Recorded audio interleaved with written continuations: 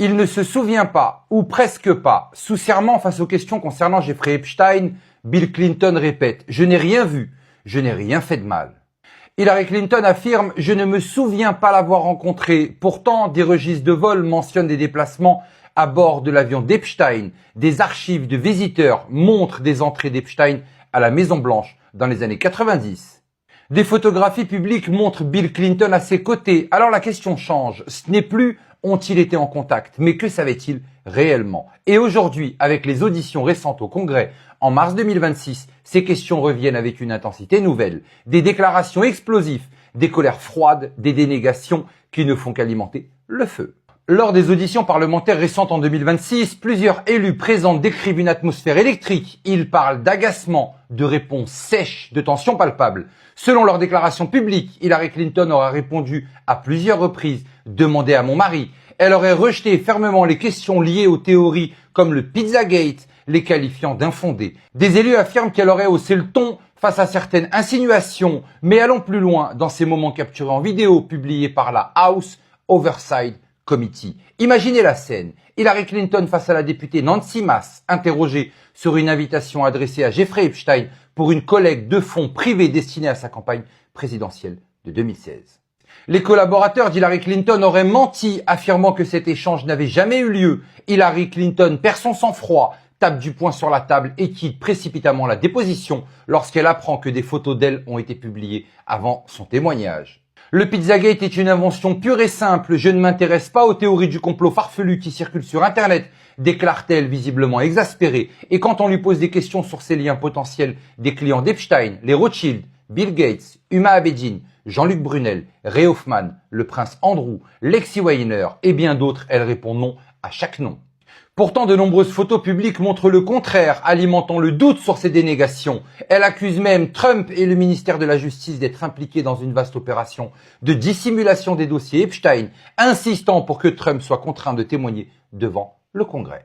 De son côté, Bill Clinton adopte une ligne simple, relation limitée, aucune connaissance des crimes, aucun comportement suspect observé. Il reconnaît des contacts, il nie toute conscience d'actes criminels, mais les moments gênants s'enchaînent. La députée Lorraine Boebert lui demande « Jeffrey Epstein s'est-il suicidé ?» Les avocats interviennent, ne veulent pas qu'il réponde. Bill Clinton « Je ne sais pas ». Puis Nancy Mace le presse. Pourquoi Jeffrey Epstein aurait-il dit que vous les aimiez jeunes?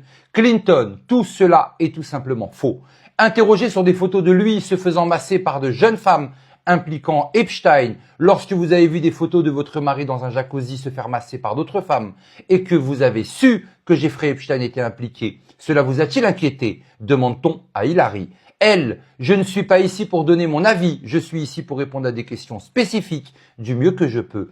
Pendant son témoignage, Bill Clinton sourit et hoche la tête en feuilletant des vieilles photos liées à l'île de Jeffrey Epstein. Son avocat intervient 2 fois pour lui arracher les documents des mains. Un moment ultra gênant. À noter, Bill Clinton disculpe à 2 reprises le président Trump de toute malversation liée à Epstein. Il ne m'a jamais dit quoi que ce soit qui puisse me laisser penser qu'il était impliqué dans quoi que ce soit d'irrégulier concernant Epstein. Un coup dur pour certains démocrates. Mais dans l'opinion publique, la répétition de « je ne me souviens pas » ne rassure pas. Elle alimente le doute.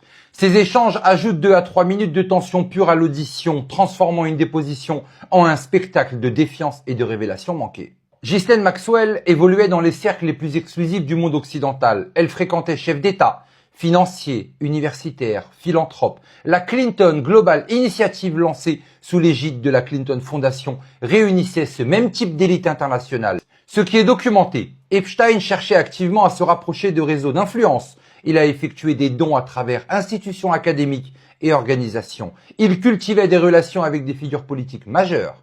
Ce qui est affirmé dans les mails de Jeffrey Epstein, qu'il aurait facilité des mises en relation entre grands donateurs et sphères politiques, que Maxwell aurait été présente dans des événements où ces réseaux se croisent. À ce jour, aucune décision judiciaire n'a établi qu'Epstein ou Maxwell avaient participé à la création structurelle de la Clinton Global Initiative.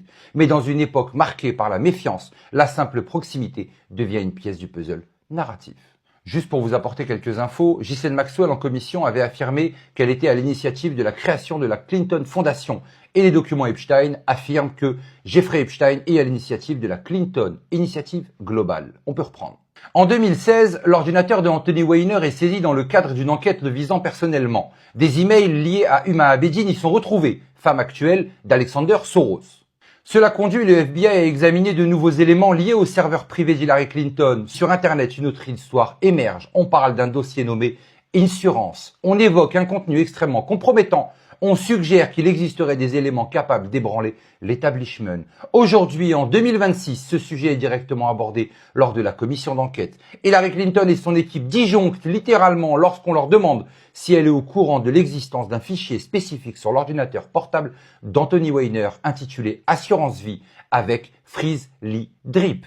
La théorie du complot la plus folle qui ferait passer le Pizzagate pour un conte Disney est maintenant discutée au Congrès américain. Des posts et vidéos circulent. Hillary Clinton refuse de répondre. Ses avocats interviennent et l'atmosphère devient explosive. Sidney Powell avait déjà évoqué que le contenu de ce fichier est si extrême que des enquêteurs endurcis ont vomi en le voyant et qu'il devait être géré par l'armée. C'est bon, vous commencez à comprendre la préparation du public. On va aller vers un trou énormissime.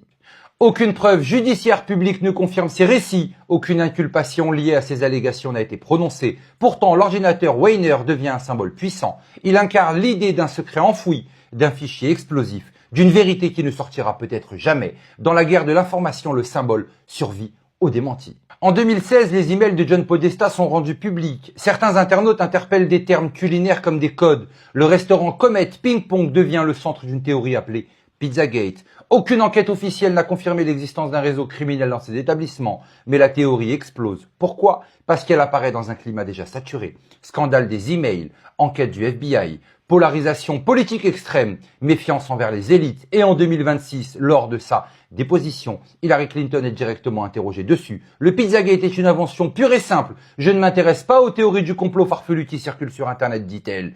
Oui, t'as bien raison, ma cocotte. Elle ne peut croire qu'on référence cela rappelant qu'une telle théorie a mené un homme armé dans un restaurant. Pizzagate devient un phénomène sociopolitique, un symbole de rupture entre une partie de la population et les institutions. La Clinton Foundation met en avant des programmes de santé mondiale, l'accès aux médicaments, des initiatives pour l'éducation et la protection des enfants, des interventions après des catastrophes comme le séisme en Haïti. Ses défenseurs parlent de millions de bénéficiaires. Ses détracteurs soulignent les dons étrangers pendant la période où Hillary Clinton était secrétaire d'État, des soupçons de conflits d'intérêts, une opacité perçue dans certains financements. La question qui alimente les débats est simple. Comment une organisation engagée dans des causes humanitaires peut-elle se retrouver associée même indirectement dans l'imaginaire collectif à un scandale comme celui d'Epstein? Officiellement, aucune condamnation judiciaire ne vise la fondation pour des faits liés au crime Epstein, mais le doute narratif, lui, prospère. Bon, vous avez bien compris qu'il faut rien attendre de la justice, hein. Lorsque l'élection arrive entre Donald Trump et Hillary Clinton, qui est déjà bien empêtré dans énormément de choses, survient le Russia Gate. Le dossier Steele, financé indirectement via la campagne Clinton, affirme des liens entre Donald Trump et la Russie. Plusieurs éléments seront ensuite contestés. Certains estiment que l'affaire a été instrumentalisée politiquement. D'autres soutiennent qu'elle reposait sur des réelles inquiétudes concernant l'ingérence étrangère.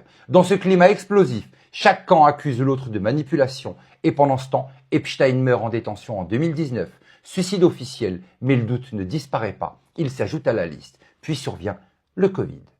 Le Covid, c'est la tentative de reprise de contrôle de la part des élites qui sont acculées dans tous ces dossiers qu'on vient d'aborder et qui veulent placer quelqu'un pour essayer d'empêcher Donald Trump de revenir. On peut continuer.